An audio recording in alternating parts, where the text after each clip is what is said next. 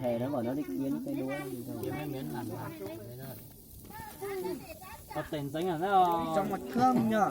chọc nó của mày chứ gì còn nó sắp trái rồi kìa.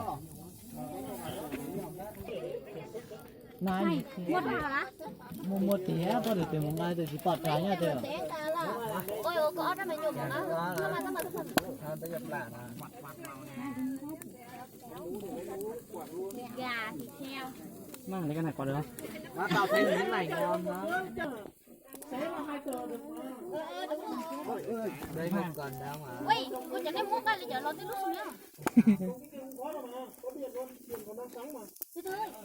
Chất chấm của mình. Thế mà mày ơi. Đũa của mình đi lấy từ ra nè. Tao rất cần một đôi đũa. Mình chấm Bên kia nào.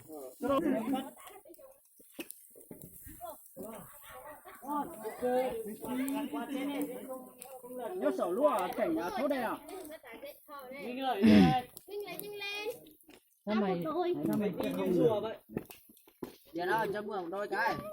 Cái này không là ăn thua cho bị dày ấy. Cắt ấy ơi, lật nhanh lên đi. Làm bên kia nữa đi. Bên kia chưa được đâu, bên máy bỏ không mà. Nếu mất tiền. Nóng quá. Mày nhìn có ra đôi cao được không? Tao cũng như vậy luôn. Cái này bị cháy rồi. đúng nhìn mày đúng người thẳng nhưng mà không nóng thật. Cái này để ngoài nhiều này nó Cái này còn Này nó lại bay qua đây thôi. Anh ơi đừng ngốc. đi rồi trong tối ra kia. được ạ xin ra tranh ạ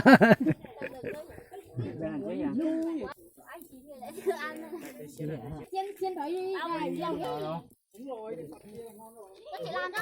Mình rất là cái đây chưa được đâu. Đợi xíu đi. Mình quay. Tao là chị. Quả nhanh Mày nhưng nhỏ mà nào? chú ý trái á. Lớn hơn mày. Nó bự hơn mày được. Có hai đứa hài ở đây á. Nó đừng có hài nó cãi nhau. Tuy cãi nhau nhưng cũng hài đấy.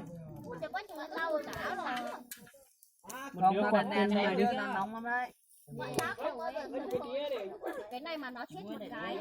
Đến nồi chín bỏ vào cái đó đi. Cứ đi, từ từ đó, cứ chín là 50 giây nữa có này. Anh đuổi một tí đấy.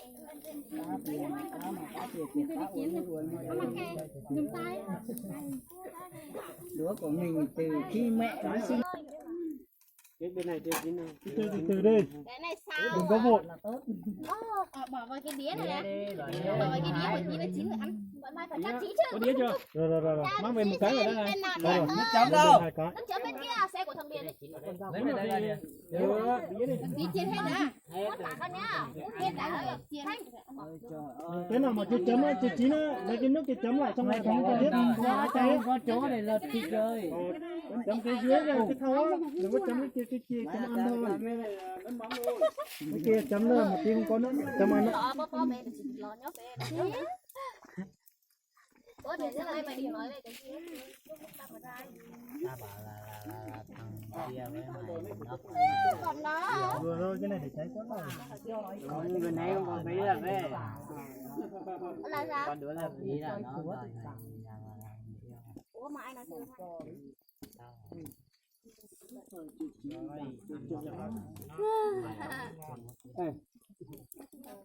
Sinh ơi.